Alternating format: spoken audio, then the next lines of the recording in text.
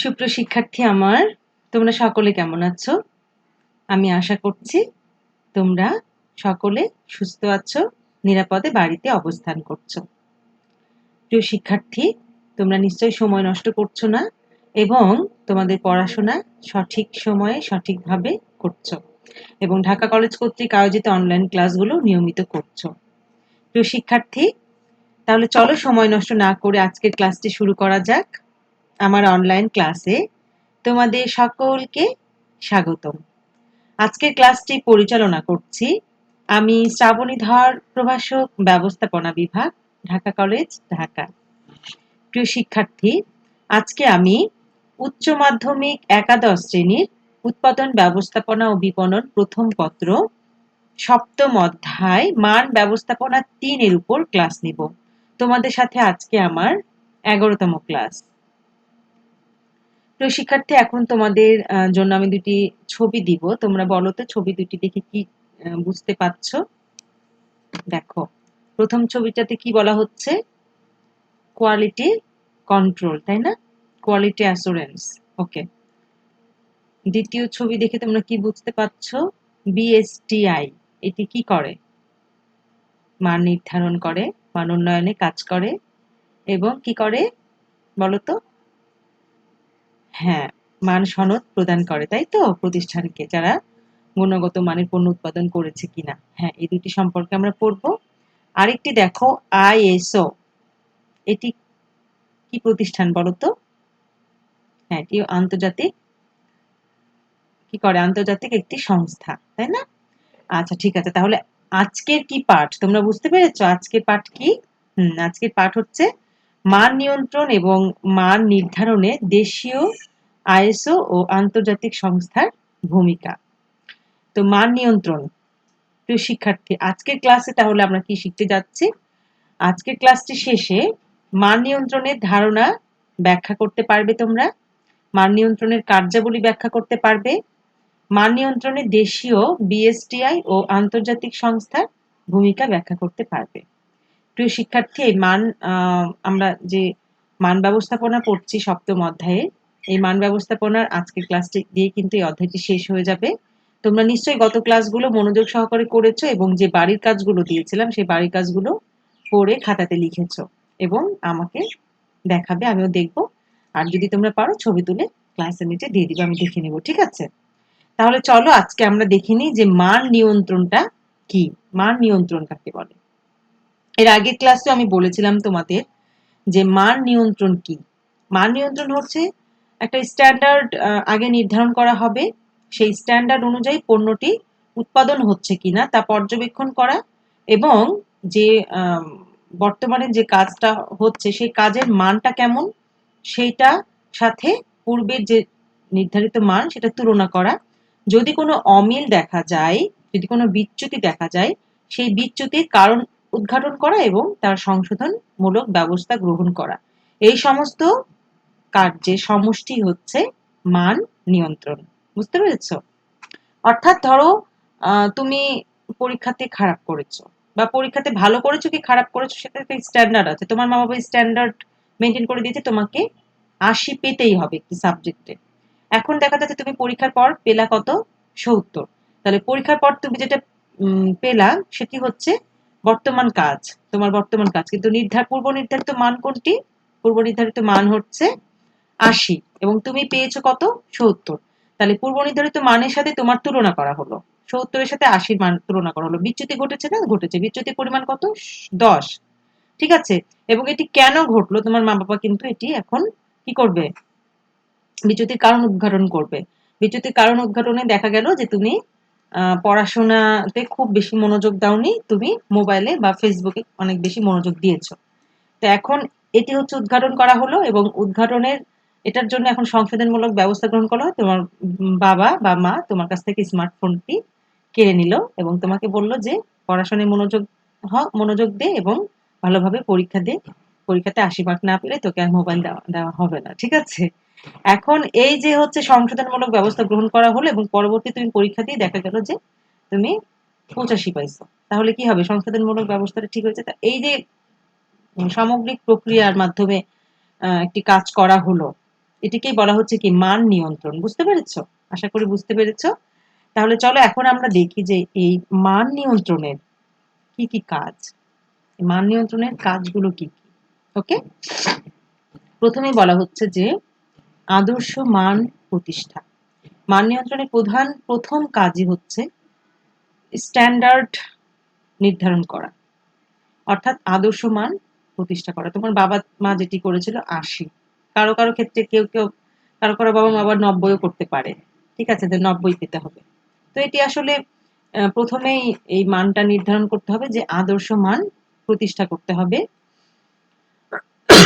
এরপরে দেখো গুণগত মানের উপকরণ সংগ্রহ। আমি তো আদর্শ মান স্থাপন করলাম, ঠিক আছে। এখন কোনো কোম্পানিতে কোনো কোম্পানির দেখা যাচ্ছে মান ব্যবস্থাপনা আদর্শ মান প্রতিষ্ঠা করলো। এখন এই আদর্শ মান অনুযায়ী যদি পণ্যটা আমরা প্রডিউস করতে চাই, তাহলে অবশ্যই গুণগত মানের উপকরণ আমাকে সংগ্রহ করতে হবে। আমরা জানি যে কোনো পণ্যের মান তখনই ভালো হবে যখন তার কাঁচা মালটি ভালো হবে। তাহলে কাঁচা মাল যদি ভালো না হয়, তাহলে অবশ্যই সেই পণ্যটির মানও ভালো হবে না। তাই জন্য কি করতে হবে, যে গুণগত মানের পণ্য উপকরণ সংগ্রহ করতে হবে। এটিও মান নিয়ন্ত্রণের আরেকটি কাজ, যে গুণগত মানের উপকরণ সংগ্রহ করে থাকে। এরপরে বলা হচ্ছে উৎপাদন প্রক্রিয়া পরিদর্শন। আদর্শ মান যে নির্ধারণ করা হয়েছে, সেই আদর্শ মান নির্ধারণ অনুযায়ী উৎপাদন হচ্ছে কিনা সেটি পরীক্ষা করার জন্য কি করতে হবে, প্রথমে আমাদের উৎপাদন প্রক্রিয়া পরিদর্শন করতে হবে। এই মান নিয়ন্ত্রণ কি করে থাকে, উৎপাদন প্রক্রিয়া পরিদর্শন করে থাকে যে আদর্শ মান অনুযায়ী পণ্য উৎপাদন হচ্ছে কিনা। এরপরে বলা হচ্ছে মান মূল্যায়ন। আদর্শ মানের সাথে তখন কি করা হবে, যে মানটাকে যে উৎপাদন প্রক্রিয়া পরিদর্শন করার পরে যে মানটা পাওয়া গেল, যে মানের পণ্য উৎপাদন করা হচ্ছে, সেই মানটাকে কি করতে হবে, মূল্যায়ন করতে হবে। ঠিক আছে, সেই মানটাকে মূল্যায়ন করতে হবে। এবং ৫ নম্বরে বলা হচ্ছে মানের সাথে তুলনা করতে হবে। মানটাকে যখন আমি পরিমাপ করলাম, তখন সেই পরিমাপের সাথে যে পূর্বে নির্ধারিত যে আদর্শ মানটা আছে, সেই আদর্শ মানের সাথে কি করতে হবে, তুলনা করতে হবে। তুলনা করলেই বোঝা যাবে যে বিচ্যুতি ঘটেছে কিনা। যদি বিচ্যুতি ঘটে, তাহলে সেই বিচ্যুতি কেন ঘটলো সেটিও কিন্তু কারণ উদ্ঘাটন করতে হবে। অর্থাৎ বিচ্যুতি শনাক্তকরণ, যে কত বিচ্যুতি, পূর্ব যে আদর্শ মান দেওয়া ছিল ৮০ এবং মানের সাথে তুলনা করা হলো, ঘটলো কত, মানের সাথে তুলনা করে দেখা যাচ্ছে যে ৭০, মানে মান মূল্যায়ন করে দেখা গেল ৭০, এবং এখন কি করা হলো, যে ৮০ সাথে ৭০ এর তুলনা করা হলো, বিচ্যুতি শনাক্তকরণ, বিচ্যুতি ঘটেছে কত, ১০। বুঝতে পেরেছ? এখন বলা হচ্ছে যে বিচ্যুতি শনাক্তকরণ করা হচ্ছে ৬ নম্বরে। এবং ৭ নম্বরে বলা হচ্ছে ভুল ত্রুটি সংশোধন। এটি মান নিয়ন্ত্রণের আরেকটি কাজ, যে ভুল ত্রুটি যেটি ঘটেছে সেটি কেন ঘটেছে সেটি কারণ উদ্ঘাটন করা এবং সেই ভুল ত্রুটিটাও সংশোধন করে নেওয়া।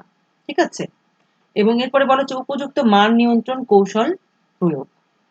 যে মান ভুল ত্রুটি সংশোধনের পরে পরবর্তীতে কোন মান নিয়ন্ত্রণ কৌশলটা প্রয়োগ করা যাবে, সেই উপযুক্ত মান নিয়ন্ত্রণ কৌশলটি কি হবে, সেই কৌশল ব্যবহার করতে হবে যেন পরবর্তীতে আর কোনো বিচ্যুতি না ঘটে। যেমন তোমার বাবা মা কি করলো, কৌশল করেছে যে মোবাইল সেট স্মার্টফোনটাই তোমাকে দিয়ে দিয়েছে, যে বটন যে মোবাইল ফোন সেটি দিয়েছে যেন শুধুমাত্র কথাবার্তা শোনা যায়। ঠিক আছে, এখন দেখা যাচ্ছে যে তোমরা বলছো যে বাবা মা তোমাদেরকে তো এখন স্মার্টফোন দিতেই হবে, কারণ এখন তো সবকিছুই মোবাইলে, পরীক্ষাও মোবাইলে। ঠিক আছে, তখন কি কৌশল তোমার বাবা মা নেয় সেটি হচ্ছে দেখার বিষয়। এটি হচ্ছে উপযুক্ত মান নিয়ন্ত্রণ কৌশল প্রয়োগ। হ্যাঁ, এরপরে বলা হচ্ছে উৎপাদন প্রক্রিয়ার উন্নয়ন। উৎপাদন প্রক্রিয়া যদি খারাপ হয়, তাহলে কোনো রকমে কিন্তু গুণগত মানের পণ্য উৎপাদন করা সম্ভব না। এজন্য উৎপাদন প্রক্রিয়ার উন্নয়ন ঘটাতে হবে, এবং এটিও মান নিয়ন্ত্রণের আরেকটি কাজ। এরপরে বলা হচ্ছে মান গবেষণা ও উন্নয়ন। আমরা জানি যে মান গবেষণা করতে হবে, যে বাজারে এখন কেমন মানের পণ্য চলছে এবং ভোক্তা বা ক্রেতারা কোন ধরনের মানের পণ্য তারা চাচ্ছে, তাদের চাহিদা কোন ধরনের মানের পণ্য, এবং সেইটি মান গবেষণা করতে হবে এবং নিজের পণ্যটির উন্নয়ন করতে হবে। এটিও করে থাকে কে, মান নিয়ন্ত্রণ। এটি মান নিয়ন্ত্রণের আরেকটি কাজ, যে মান গবেষণা ও উন্নয়ন। বুঝতে পেরেছ? তাহলে মান নিয়ন্ত্রণের কার্যাবলী কি কি নিশ্চয়ই তোমরা বুঝতে পেরেছো। ওকে, এখন আমরা যেটি দেখব যে মান নিয়ন্ত্রণে বা মান নির্ধারণে স্থানীয় সংস্থার ভূমিকা। তো শিক্ষার্থী এখানে একটি লোগো দেখতে পাচ্ছ, কি বিএসটিআই, তাই না? এই মান নির্ধারণে স্থানীয় সংস্থার ভূমিকা আলোচনা করো। এটি যদি তোমাদের আসে তাহলে প্রথমে তোমাদের এই যে বিএসটি এর পূর্ণ রূপটা কি এটি তোমাদের অবশ্যই জানতে হবে। Bangladesh standards and testing institution. BST এর পূর্ণরূপ কি? Bangladesh standards and testing institution. Okay, তাহলে বিএসটিআই কি করে থাকে দেখো, বলা হচ্ছে বিএসটিআই দেশের উৎপাদিত যে কোনো পণ্য, পদ্ধতি বা সেবার মান নির্ধারণ করে থাকে। ঠিক আছে, তাহলে যে কোনো দেশে উৎপাদিত, এখানে কিন্তু আঞ্চলিকের কথা বলা হয়েছে, অর্থাৎ বিদেশের কথা বলা হয়নি। এটা কিন্তু দেশের অভ্যন্তরে উৎপাদিত যে কোনো পণ্য, পদ্ধতি বা সেবার মান তারা কি করে থাকে? নির্ধারণ করে থাকে। এবং এটি হচ্ছে 1989 সালে স্পেশাল রেগুলেটরি অর্ডারের আওতায় সরকারি অনুমোদনের পর যে কোনো পণ্যের জন্য বিএসটি এর অনুমোদন ও পণ্যে বিএসটি এর সিল প্রদানকে বাধ্যতামূলক করা হয়েছে। অর্থাৎ যে কোনো পণ্যের জন্য গুণগত মানের হয় সেই জন্য কিন্তু এই বিএসটিআই অনুমোদন করা লাগে এবং এর সিল প্রদান করতে হয়। যদি কোনো প্রতিষ্ঠান বা কোনো পণ্যের প্রোডাক্টে বিএসটি এর সিল না থাকে তাহলে তোমরা বুঝবা যেটি বিএসটি অনুমোদিত না, এবং এর মান যে কেমন সেটিও কিন্তু সেক্ষেত্রে ক্রেতা বা ভোক্তারা নিশ্চিত হতে পারবে না, যেহেতু এটি বিএসটি অনুমোদিত না। আর যদি বিএসটি অনুমোদিত হয় এবং এটি সিল থাকে তাহলে কিন্তু ক্রেতা বা ভোক্তারা সহজে এর মান সম্পর্কে নিশ্চিত থাকে যে এটির মানটি অবশ্যই ভালো হবে। তাহলে দেখো, মান নিয়ন্ত্রণে বা মান নির্ধারণে স্থানীয় সংস্থার ভূমিকা। এখন আমরা দেখি যে তারা কি কি ভূমিকা, বিএসটি কি কি ভূমিকা পালন করে থাকে।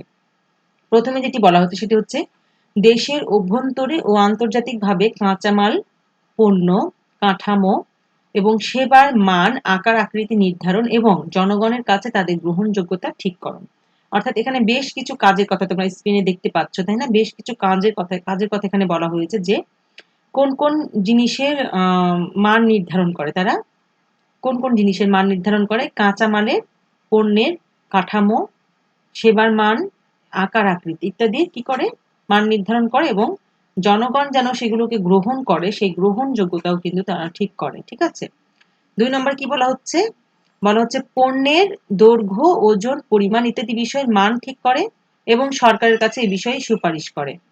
পণ্যের দৈর্ঘ্যটা কেমন হবে, একটি পণ্যের ওজনটা কতটুকু হওয়া উচিত এবং এর পরিমাণ কতটুকু হওয়া উচিত সেই সম্পর্কে কিন্তু প্রতিটি বিষয়ের মান কিন্তু তারা ঠিক করে এবং সরকারের কাছে এই বিষয়ে সুপারিশ করে যে এগুলো, এই ওজন, এই দৈর্ঘ্য এবং এই পরিমাণ হলে ভালো হয়। ঠিক আছে, এরপরে বলা হচ্ছে পণ্যের মান উন্নয়ন, মান নিয়ন্ত্রণ করা এবং পণ্য উৎপাদন প্রক্রিয়া ও কার্যক্রম পরিদর্শন, পরীক্ষণ ইত্যাদির ব্যবস্থাকরণ। অর্থাৎ অনেক কাজ, তাই না? একটি পণ্যের মানটাকে উন্নয়ন করা, মানটা যে মান আছে সেই মানের চেয়েও আরো উন্নয়ন করা। তারপরে মান উন্নয়ন তখনই হবে যখন মানটাকে নিয়ন্ত্রণ করা হবে, যে পূর্ব নির্ধারিত স্ট্যান্ডার্ড অনুযায়ী বা আদর্শ মান অনুযায়ী পণ্যটি উৎপাদন হলো কিনা সেটি কিন্তু নিয়ন্ত্রণ প্রক্রিয়া দেখা হয়, এবং সেই পণ্য উৎপাদন প্রক্রিয়া তখন মানে সেটি নিয়ন্ত্রণ করা সম্ভব হবে যখন পণ্য উৎপাদন প্রক্রিয়া বা কার্যক্রম পরিদর্শন করা যাবে, এবং সেই পরিদর্শনের কাজও কিন্তু বিএসটিআই করে থাকে। এবং শুধুমাত্র পরিদর্শন না, পরীক্ষণ বা টেস্টিং এর প্রক্রিয়া এগুলোরও কিন্তু বিএসটিআই ব্যবস্থাকরণ করে থাকে, যেন বোঝা যায়, পরীক্ষা করা যায় যে পণ্যটি সঠিক উপায়ে সঠিক প্রক্রিয়া মেনটেন করে এবং গুণগত মানের হয়েছে কিনা। ঠিক আছে, উৎপাদন হয়েছে কিনা। এরপরে বলা হচ্ছে দেখো 4 নম্বরে স্থানীয় ভোক্তা, আমদানিকারক বা রপ্তানিকারকদের জন্য পণ্য, কাঁচামাল এবং সেবার মান সম্পর্কে সনদ প্রদান। তাহলে যে স্থানীয় ভোক্তা, আমদানিকারক এবং রপ্তানিকারক যারা আছে তাদেরকে তো সনদ প্রদান করতে হবে, না হলে তাদের মান সম্পর্কে ক্রেতা বা ভোক্তারা, জনগণরা কিভাবে নিশ্চিত হবে, তাই না?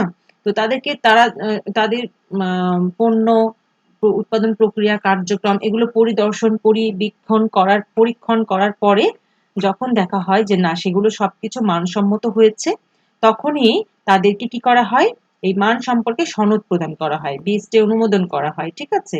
এবং তারা সনদ প্রাপ্ত হয়ে কিন্তু তারা কি করতে পারে, বিএসটিআই এর সিলটা তারা কিন্তু লাগাতে পারে। এরপরে বলা হচ্ছে কি দেখো, যে পূর্বে প্রদত্ত মান চিহ্ন নবায়ন, সাময়িক বাতিল এবং স্থায়ীভাবে বাতিল করতেও কিন্তু পারে। যে পূর্বে প্রদত্ত মান মানে পূর্বে প্রদত্ত এই চিহ্নটাকে, যে বিএসটি অনুমোদন বা সেই বিএসটি এর সনদ দেওয়া, যেটি কি তোমরা বলো না কেন, এটি পূর্বে প্রদান করা হয়েছে, কিন্তু এখন তারা সেই মতো মানের পণ্য তারা কিন্তু উৎপাদন করছে না। তাহলে কি হবে, তারা কি এই সিলটা ব্যবহার করেই যাবে? না, তারা কিন্তু এই সিলটা সেক্ষেত্রে ব্যবহার করে যেতে পারবে না। সেগুলো কিন্তু পরীক্ষা করা হয়, নিয়ন্ত্রণ করা হয় বিএসটিআই দ্বারা। এজন্য দেখা যাচ্ছে সেই পূর্বে প্রদত্ত সেই মানচিহ্নটা কিন্তু নবায়ন করতে হয়, এবং নবায়নের জন্য কিন্তু তাদের সেই প্রক্রিয়া উৎপাদন প্রক্রিয়া, পণ্যের কার্যক্রম, সে সকল উৎপাদন কার্যক্রম সবকিছু কিন্তু বিএসটিআই আবার কি করবে, পরিদর্শন করবে, পরীক্ষণ করবে, এবং তখনই কিন্তু সেটাকে নবায়ন দিবে মানচিহ্নটাকে। এবং যদি দেখে যে না, ভালো না, আগের মতো, আগে দিয়ে দিয়েছে একবার কিন্তু এখন ওই আগের মতো মান তারা আর দিচ্ছে না, তখন কিন্তু তারা সাময়িকভাবে বাতিলও করতে পারে।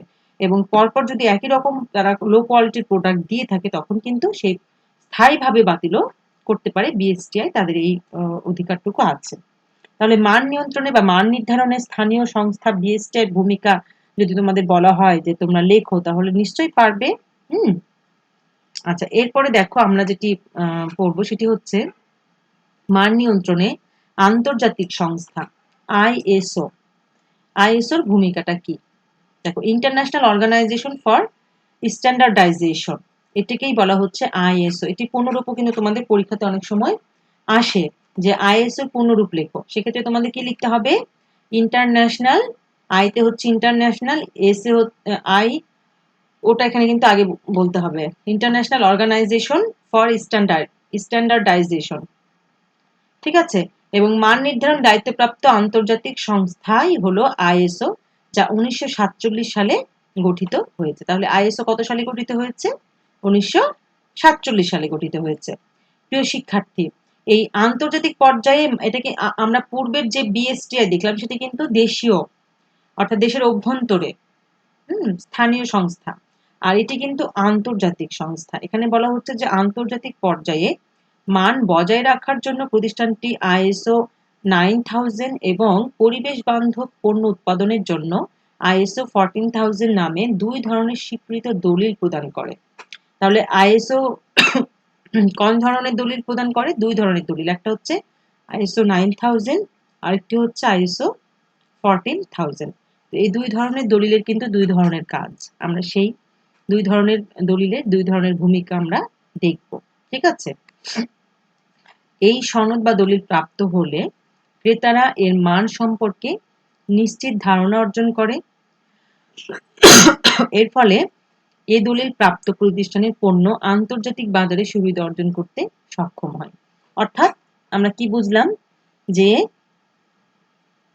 এই দলিল প্রাপ্ত হলে ক্রেতারা এর মান সম্পর্কে নিশ্চিত ধারণা অর্জন করে, যে আইএসও সনদ প্রাপ্ত, তাহলে অবশ্যই তার এই মান নিশ্চিত আছে, ক্রেতাদের আর চিন্তা করতে হয় না যে মান কেমন। আরেকটি বলছে যে এর ফলে এই দলিল প্রাপ্ত প্রতিষ্ঠানের পণ্য আন্তর্জাতিক বাজারে সুবিধা অর্জন করে, আন্তর্জাতিক বাজারে তারা ঢুকতে পারে, এবং যেহেতু এটা আইএসও দ্বারা অনুমোদিত, তারা সেই বাজারে প্রতিযোগিতায় অংশগ্রহণ করতে পারে, ঠিক আছে। এই সুবিধাটা অর্জন তারা করতে পারে। এখন আমরা দেখি যে আইএসও যে দুইটা মান সনদ দেখলাম, প্রথমটি কি বললাম, আইএসও 9000 মান সনদ। এই আইএসও 9000 মান সনদের মধ্যে কি কি আছে? এখানে বলা হচ্ছে যে আইএসও 9000 হলো এক সেট মানদণ্ড। এখানে কিন্তু এটা আসলে কি, এক সেট মানদণ্ড। এখানে কতগুলো মানদণ্ড দেওয়া হয়েছে, যার ভিত্তিতে প্রতিষ্ঠান পণ্য বা সেবার আন্তর্জাতিক মান নিশ্চিত করে, ঠিক আছে। এবং এটি 5টি সনদ প্রদান করে, এক একটি কিন্তু এক এক রকম। সেই 5টি সনদ কি? প্রথম হচ্ছে আইএসও 9000। আইএসও 9000 হচ্ছে আসলে একটি পরিপ্রেক্ষিত দলিল, ওভারভিউ, টোটাল ডকুমেন্ট, যা অপরাপর মানদণ্ডকে নির্বাচনের জন্য নির্দেশনা প্রদান করে। যে অন্য যেগুলো আছে 9001, 9002, 9003, 4, এইগুলো সবগুলোকে কি করে, মানদণ্ডকে নির্বাচনের জন্য কি করে, নির্দেশনা প্রদান করে। তাহলে এটি কি আইএসও 9000 আসলে এটি একটি পরিপ্রেক্ষিত দলিল। ঠিক আছে? তাহলে আইএসও 9001টা কি? আইএসও 9001 এমন একটি মানদণ্ড যা মান সংক্রান্ত 20টি দিকের উপর দিক নির্দেশনা দেয়। এই মান সংক্রান্ত 20টি দিক যদি কোনো প্রতিষ্ঠান করতে পারে, ঠিক আছে, এই 20টি দিক যদি তারা মেনে চলতে পারে, তাহলেই তারা আইএসও 9001 মানদণ্ডের দলিলটি অর্জন করতে পারবে। তাহলে এই দিকগুলোর মধ্যে কি কি আছে? যেমন ডিজাইন, তার ডিজাইন কেমন হতে হবে, উৎপাদন কেমন হতে হবে, স্থাপন এবং সেবা পণ্য। এছাড়াও ব্যবস্থাপনার দায়িত্ব, ক্রয়, পরিদর্শন, প্রশিক্ষণ, সংশোধনমূলক কার্যক্রম ইত্যাদি বিষয় কিন্তু এই 9001 ওয়ান মানদণ্ডে থাকে। ঠিক আছে? আচ্ছা, এরপরে দেখো আইএসও 9002 মানদণ্ড। এটি কি? এটি অনেকটা 9001 এর মতোই। এই যে আমরা 20টা দিক দেখলাম না, 1 এর মতোই। তবে যে সকল কোম্পানি ডিজাইন সংক্রান্ত কাজের সাথে যুক্ত বা ডিজাইন সংক্রান্ত সেবা প্রদান করে সে সকল কোম্পানির জন্য এই মানদণ্ড প্রযোজ্য। অর্থাৎ যারা ডিজাইনের সাথে জড়িত এবং ডিজাইন সংক্রান্ত সেবা প্রদান করে থাকে। ডিজাইন কেমন হওয়া উচিত, রং, আকার, বহনযোগ্যতা, ঠিক আছে? তারা এই আইএসও 9002 এই সনদটি তাদের জন্য প্রযোজ্য। এরপরে বলা হচ্ছে আইএসও 9003। এটি পরিধির দিক থেকে কিন্তু খুবই সীমিত। এটি অনেক, মানে 20টা 30টা এত এর পরিধির মধ্যে নাই কাজ। এটি শুধুমাত্র উৎপাদন প্রক্রিয়ার দিক নির্দেশনা করে, যে উৎপাদন প্রক্রিয়াটা কেমন, কিভাবে হচ্ছে, এই দিকেই কিন্তু মনোনিবেশ করে আইএসও 9003। আচ্ছা, এরপরে দেখো আইএসও 9004। এটি কি করে? আইএসও 9004 অন্যান্য মানদণ্ড ব্যাখ্যা করার ক্ষেত্রে দিক নির্দেশনা দিয়ে থাকে। অন্যান্য যে মানদণ্ডগুলো আছে সেগুলোর ব্যাখ্যা করার দিক নির্দেশনা দিয়ে থাকে। ঠিক আছে? আইএসও 9004। তাহলে প্রিয় শিক্ষার্থী, 5টা যে দিক আইএসও 9000, 9001, 2, 3, 4, এই 5টা দিক নিশ্চয়ই তোমরা বুঝতে পেরেছো। এর মধ্যে 20টি দিক নির্দেশনা দিয়ে থাকে 9000 কত 1, আর 2টাও কিন্তু ঠিক 1 এর মতোই। তবে যারা কোনো ডিজাইনের সাথে জড়িত তারা এই 9002 এর সাথে 2 এর ক্ষেত্রে মানদণ্ডের ক্ষেত্রে প্রযোজ্য। আর 9003 হচ্ছে এর পরিধি খুবই সীমিত। যারা শুধুমাত্র উৎপাদন প্রক্রিয়ার সাথে জড়িত তারাই শুধুমাত্র 9003 ক্ষেত্রে প্রযোজ্য। আর 9004 মূলত অন্যান্য মানদণ্ড ব্যাখ্যা করার ক্ষেত্রে দিক নির্দেশনা দিয়ে থাকে। বুঝতে পারছো? তো এই হলো আইএসও। তো আইএসও 9000 সনদ যদি কোনো প্রতিষ্ঠান পেয়ে থাকে, অর্জন করে থাকে, তাহলে তাদের কিন্তু কিছু গুরুত্বপূর্ণ কাজ অটোমেটিক হয়ে যায় এবং তারা কিছু গুরুত্ব বহন করে। যেমন তাদের পরীক্ষা পদ্ধতি সংখ্যা হ্রাস হয়। যে কোনো পরীক্ষা, মানে অনেক পরীক্ষার মধ্যে দিয়ে যখন তাদেরকে যখন তাদের পরীক্ষার অনেক প্রতিষ্ঠানকে দেখা যাচ্ছে যে কোনো প্রতিযোগিতায় টিকতে হলে পরীক্ষার মাধ্যমে তাদেরকে সে প্রতিযোগিতায় অংশগ্রহণ করতে হয়। কিন্তু যখন সে দেখে যে একটি আইএসও দ্বারা কি আইএসও সনদপ্রাপ্ত, তখন কিন্তু এরকম অনেক পরীক্ষা পদ্ধতি তাদের হ্রাস, অনেক পরীক্ষা তাদের দিতে হয় না। আর অপ্রয়োজনীয় কাজ তারা বর্জন করতে পারে। যখনই তারা আইএসওর মানদণ্ড পেয়ে যায় তখন কিন্তু তারা অপ্রয়োজনীয় কাজ করে থাকে না। সেই আইএসও মানদণ্ড অনুযায়ী তাদের কাজ করতে হয়। যার ফলে দেখা যাচ্ছে যে অপ্রয়োজনীয় কাজ তাদের বর্জন করা হয়। ওভারটাইম হ্রাস। দেখা যাচ্ছে যে আইএসও মান সনদ প্রাপ্ত হলে তারা প্রতিদিনের কাজ তারা প্রতিদিন করে, শ্রম ঘন্টা তারা ঠিক মতো করে নেয়। যার ফলে দেখা যাচ্ছে যে শ্রমিক কর্মচারীও তারা যথেষ্ট নিয়োগ দেয়, যতটা আইএসও বলে থাকে। তো সেই মতো তারা যখন শ্রমিক কর্ম নিয়োগ দেয় সেই মতো প্রতিদিনের কাজ প্রতিদিন করে।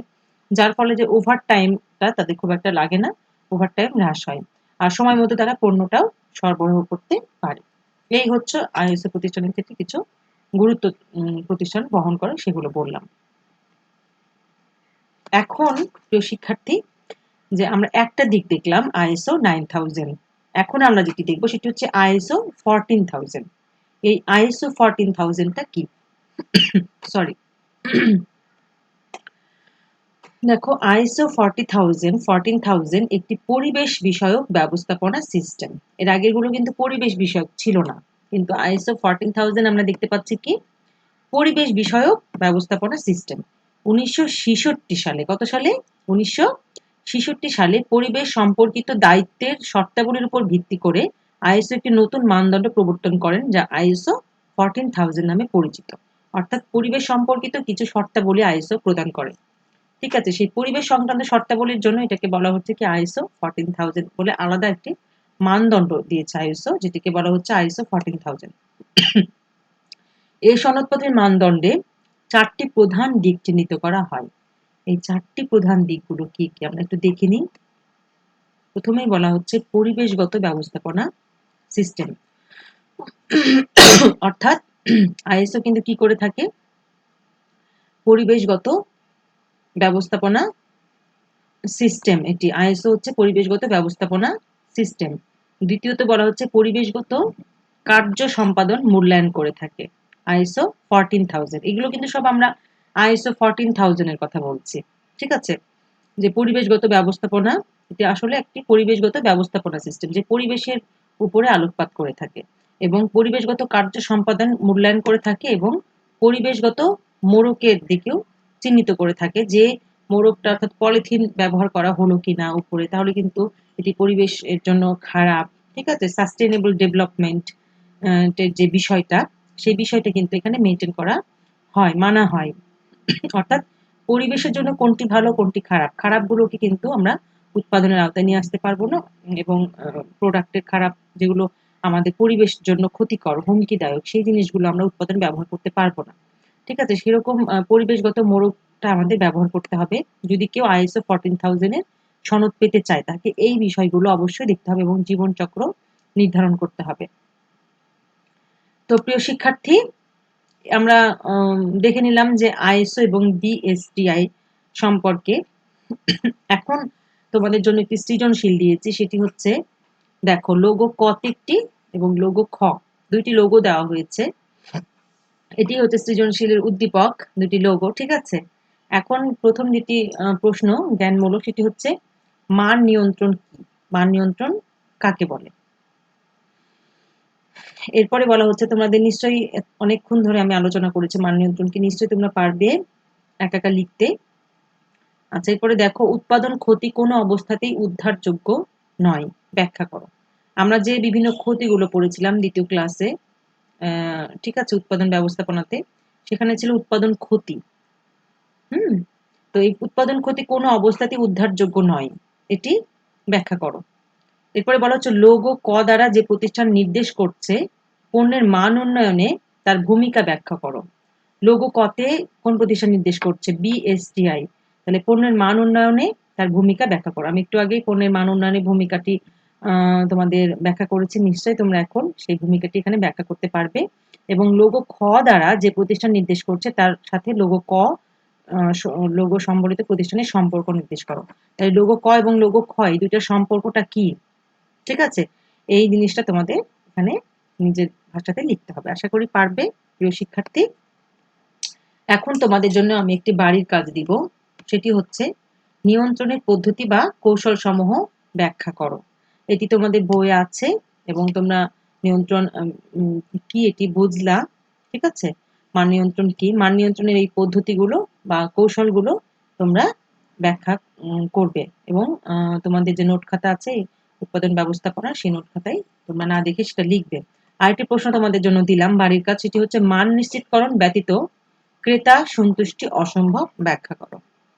এটি একটি অনুধাবনমূলক প্রশ্ন, তোমরা যদি বুঝতে পারো তাহলে অবশ্যই তোমরা লিখতে পারবে। তো প্রিয় শিক্ষার্থী, আমার ক্লাসে যারা এতক্ষণ উপস্থিত ছিলে এবং ধৈর্য সহকারে ক্লাসটি করেছো, তাদের সকলকে অসংখ্য ধন্যবাদ জানিয়ে আজকে ক্লাসটি আমি শেষ করছি।